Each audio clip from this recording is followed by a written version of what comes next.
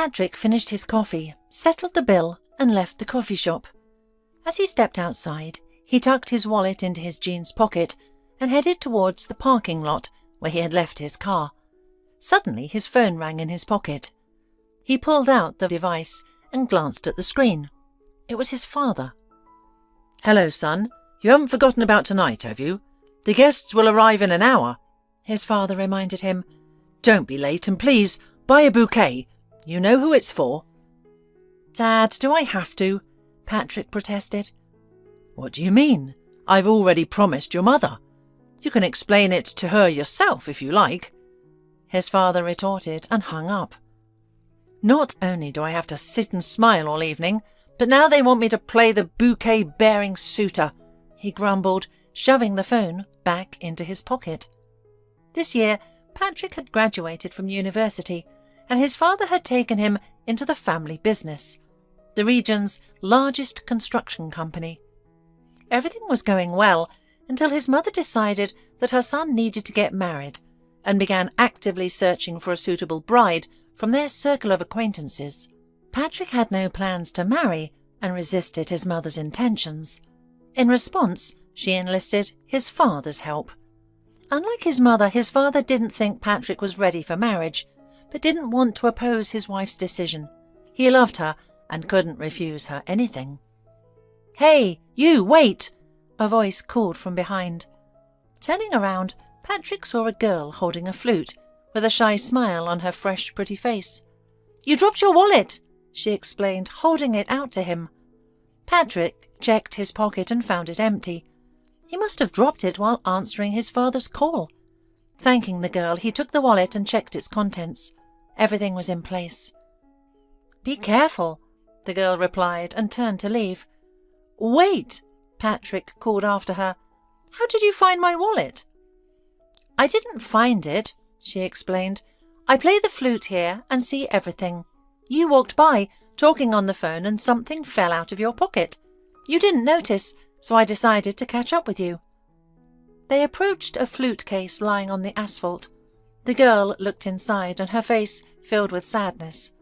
Patrick looked too, but saw nothing unusual, just an empty case. Then it dawned on him. "Did someone steal your earnings?" he asked. "It's not of your business. Please go on your errands and don't lose your wallet again," she said sternly, putting her flute away. "Don't be upset, please. Let me compensate you for what was stolen. It's my fault after all." "No, thank you, I'm not upset," she replied calmly, "and there's no need for compensation. I must go," she added, closing the flute case. "Wait, but I see you're upset, and I'm just trying to reciprocate to your deed," Patrick insisted. "I don't understand why you bothered returning the wallet, considering your situation. Now you're left with nothing. At least take something as compensation," he offered, pulling out his wallet again. "You should keep your wallet safe or you'll lose it again," the girl remarked coldly. "And what do you mean by my situation? Just because I play on the street doesn't mean I'm destitute and ready to steal for an extra penny," she protested. "Everyone earns a living as best they can, and it's not your place to judge me." "Enough," Patrick interrupted the girl. "I propose a truce. If you don't want compensation, then let me invite you to a cafe. How about that? By the way, I'm Patrick." "And you are?" he asked, not giving the girl a chance to collect herself. "Francesca," she conceded. "Nice to meet you, Francesca," Patrick replied quickly, taking the flute case from her and leading her to the nearest cafe. Seated at a table, the young people unexpectedly began to chat, and soon Francesca, forgetting her recent grievances, was cheerfully and casually conversing with her new acquaintance. About an hour passed, and their lively conversation was suddenly interrupted by a phone call. Patrick's father was calling again. "Oh no, I completely forgot, not this again," the son exclaimed, looking at his phone screen. "Is something wrong?" Francesca asked, worried. "Not yet, but it might be soon. This is why my father is calling. You see, my mum has an obsession idea of getting me married. Preferably to someone from our social circle," the young man explained with annoyance. "Now she's trying hard to introduce me to some potential bride, and today I have a meeting with one of them." "So, you're getting married?" Francesca said, disappointed. "No, quite the opposite. Listen, what if I tell her I already have a girlfriend? You, for example," the young man suggested eagerly. "I can call my parents. You are waving to them saying, 'Hello, I'm Francesca. Nice to meet you.' Maybe then my mother will leave me alone." "I don't know if it's a good idea." Francesca hesitated. "It doesn't sound like a great plan. What if they don't like me? I look too simple, and besides, it's all so sudden. I'm not even prepared." "Don't worry," Patrick said fervently. "No one is really forcing you to do anything. Just put on an act, that's all. And as for your appearance, I have an idea. Let's go," he continued, signalling the waiter. "Where to?" Francesca asked, puzzled. "It's a surprise. Don't worry," Patrick replied mysteriously, leading the girl to the car without paying attention to the incessant ringing of his phone. 5 minutes later, Patrick's car stopped in front of a fancy shop with transparent doors and bright display windows. "Where have you brought me?" Francesca asked in surprise as Patrick opened the car door for her. "I'm not going in there." "Come on," the young man insisted, taking her hand firmly. "This store sells good clothes. We'll find something suitable for the occasion. And there's a stylist studio on the corner. They'll do your hair and makeup," he explained. "Don't worry, I'll pay for everything." "No," Francesca said resolutely. Looking at the luxurious interior of the car, she turned her gaze to the shop windows and added, "Thank you, but I can't go in. I'm not used to taking things from people, especially if they're expensive." "Francesca, stop it!" Patrick protested fervently. "If something bothers you, we can return the clothes to the store later. But for now, imagine you're Cinderella, and I'm the fairy godmother, getting you ready for the ball. Please, I really need your help. It will cost you nothing, but I will get rid of my mum's weird plans for me. Do you have a heart?" "But what about the makeup and hair?" Francesca wondered. "We can't return those." She hesitated. "So what? It's like stage makeup. You don't have to return it," Patrick countered, and without listening to any more objections, he led his new acquaintance to the shop doors. An hour later, the transformed Francesca and her new friend were sitting in the car, chatting with Patrick's parents over a video call. Having given up on reaching his son, Patrick's father realized he wouldn't be coming home and stopped trying. However, when his son called and introduced his girlfriend, even his fastidious mother was pleased with her and insisted that Patrick bring Francesca for a personal introduction at the end of the following week. "See, you had nothing to worry about," the young man said contentedly at the end of the call. "But now I have to keep pretending to be your girlfriend," Francesca objected. "Let's return all the clothes to the store and end this charade."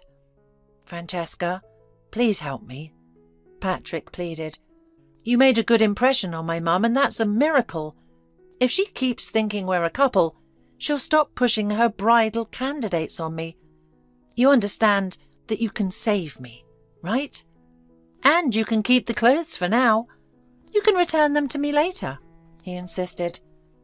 Eventually, Francesca agreed, but asked not to be escorted home. Patrick shrugged and agreed. After exchanging phone numbers with Francesca, he dropped her off at the bus stop and drove home, pleased with himself. A couple of days later, as Francesca was getting ready for work, Patrick called and invited her to meet. "It's so our parents believe we're a couple," he explained casually. "We barely know each other, so we should spend more time together. And don't forget to wear the clothes we bought, for authenticity," he requested.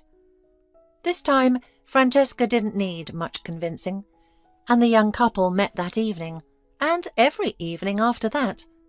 As the week drew to a close, the day arrived when Patrick had promised to introduce Francesca to his parents as his chosen one.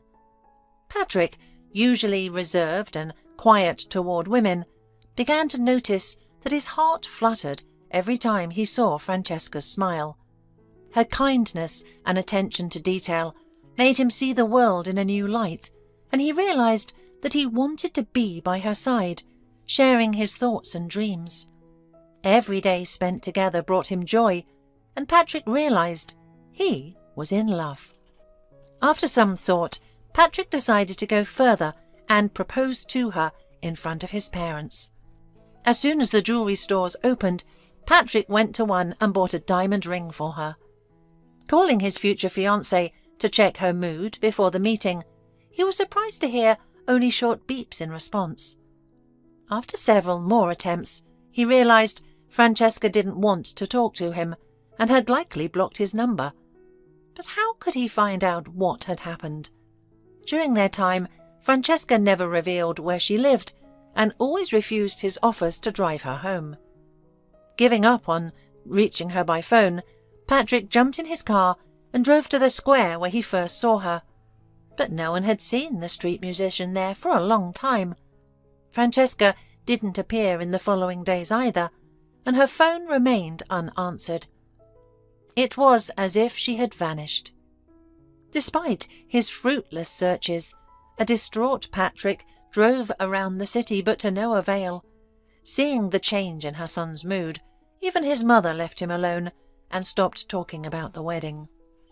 3 months of unsuccessful searching passed. Patrick decided to stop looking for Francesca and leave her in peace. After all, it was her choice to disappear without explanation, he thought sadly. Of course, he could hire a detective and eventually find her, but what was the point if she didn't want him? Determined to forget about Francesca, Patrick threw himself into work at his father's firm and told himself to stop thinking about her. Another month passed, and soon his father's construction company won a major tender. That day, Patrick drove to the city outskirts for business related to the upcoming construction. Leaving his car in the parking lot, he walked past a park toward the future site. Suddenly, he stopped and listened. The sound of a flute came from the park. Could it be her? Patrick wondered, hopefully. Even if it is, I won't go. There's no point. However, despite his decision, his feet seemed to move on their own toward the park. Patrick stopped behind a dense green hedge and cautiously peered through a gap in the bushes. His heart seemed to clench as he saw Francesca standing with her back to him, playing the flute. His first impulse was to approach her and demand an explanation. However, regaining his composure, Patrick realized that might not get him the answers he sought. Francesca could disappear again. What made her act this way? Maybe she's married and has a family. The thought suddenly struck him, something he hadn't considered before. There was only one thing left to do: follow Francesca himself when she prepared to leave. Determined to find out everything, Patrick sat on a bench near the hedge and waited. He didn't have to wait long. Dusk began to fall, and soon the girl, carrying her flute case, headed to the bus stop. Patrick, unnoticed, slipped into his car, ready to follow her. The girl rode the bus to the other end of the city, alighting in a poor, troubled neighborhood, and made her way to a group of old houses. Patrick kept pace and soon saw her enter a building. A moment later, a light flickered on in a third-floor window. He continued to watch and suddenly saw Francesca in the window. Unable to wait any longer, he got out of the car and, estimating the apartment's location, resolutely entered the building. Meanwhile, at her home, Francesca placed the flute case on a shelf and prepared to go out again. The kitchen refrigerator was empty, and she needed to buy groceries. Counting the cash in her wallet, she sighed in frustration. Suddenly the doorbell rang. Francesca, seeing who was at the door, became numb. "Hi," Patrick broke the silence. "May I come in?" he asked, stepping inside without waiting for an answer. "Francesca, I want to understand why you left me without any explanation. Can't you see for yourself? She gestured to the modest surroundings. I could manage alone, but I have 2 younger twin brothers and a very young sister. I work 2 jobs and play the flute outside, but it's still not enough. I don't have time for relationships and love. Where are your parents? Did they pass away? They're alive and well, Francesca smiled bitterly, but they prefer to hang out with their drunkard friends. I saw Dad the other day. He walked right past me, too drunk to recognize me. Clearly I can't leave my siblings with them, so I rented this place and got 2 jobs as a cleaner to make ends meet. She sighed. Why cleaning? Aren't you a flute player? I only finished music school, and that's where my flute lessons ended. My mother wasn't drinking back then, Francesca replied. But with that education I can't find a job, so I decided to try playing on the street. Surprisingly, it worked. People started giving me money for my performances. Francesca, you haven't answered my question, Patrick said seriously. I searched for you for 3 months and couldn't understand why you disappeared.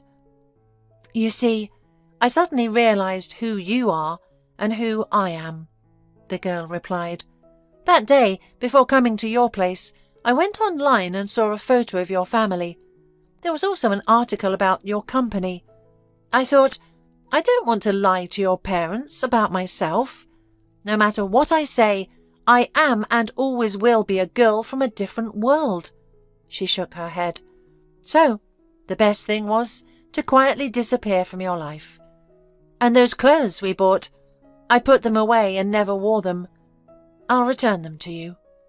Francesca, wait! Forget about those clothes. You don't need to return anything. Patrick stopped her. You don't know the most important part. That evening, I wanted to propose to you. I even bought a ring with a diamond.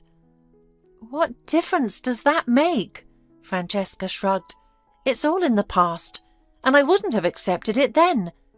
And why would you need a poor woman with her poor family? You're wrong, Patrick playfully sighed. I need you, and it doesn't matter who your parents are or how many siblings you have. And why is this all in the past? My proposal still stands. Patrick smiled, taking her hands. Now I understand why I didn't return the ring to the store when I stopped looking for you. All you have to do is accept it.